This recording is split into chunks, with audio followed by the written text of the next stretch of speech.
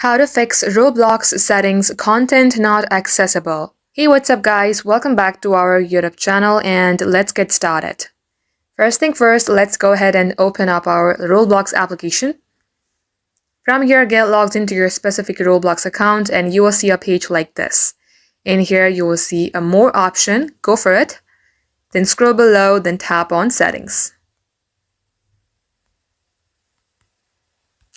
Now under settings page, you will see security. Open that option. The security.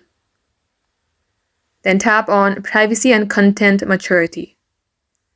Then tap on content maturity and make sure that this is toggled on moderate.